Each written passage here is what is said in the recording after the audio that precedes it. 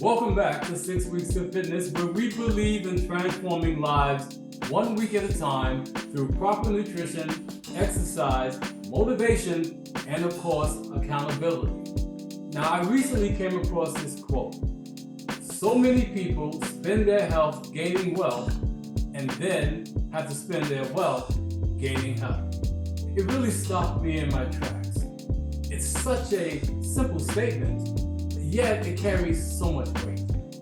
Think about it. How many times have you seen or even experienced this yourself?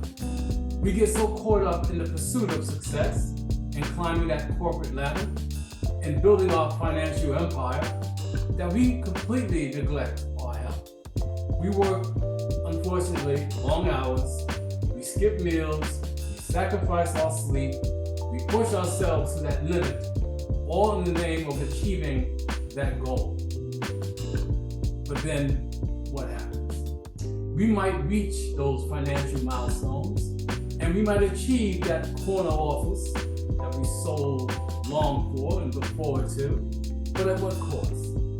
Often the price is our health.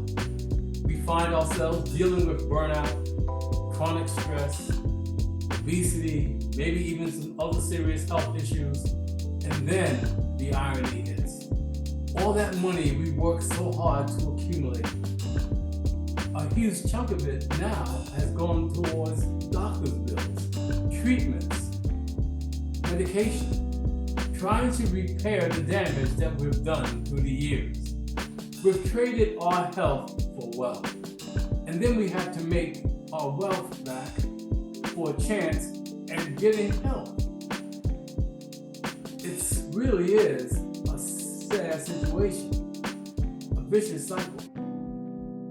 Now, I'm not saying that pursuing wealth and success is inherently bad. Actually, the opposite. It's great. But ambition, drive, the desire to improve your life, those are all positive qualities. But the key, as with so many things, is balance.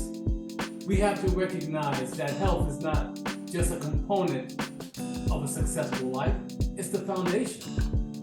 I'm always talking about the importance that we should make health a priority. What good is having $1 million if you're too sick to enjoy it? What good is that dream vacation if you don't have the energy to explore it? It's often stated that a healthy person has 1,000 dreams, but an unhealthy person only has but one, and that is to get healthy. So how do we avoid falling into this trap? Well, I think it starts with a shift in our perspective. We need to start integrating health goals into our wealth goals. They shouldn't be mutually exclusive. Maybe it means setting boundaries at work, saying no to that extra meeting, and prioritizing our sleep. Maybe it means getting up early, an hour, 2 hours early before you go to work. And get to the gym. Even if it's just a quick walk, if you can't get to a gym, a quick walk, maybe 10, 15, 30 minutes during your lunch break would be beneficial. Maybe it means actually cooking healthy meals instead of relying on takeout.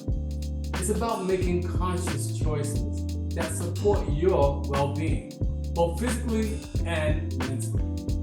It's about investing in yourself holistically.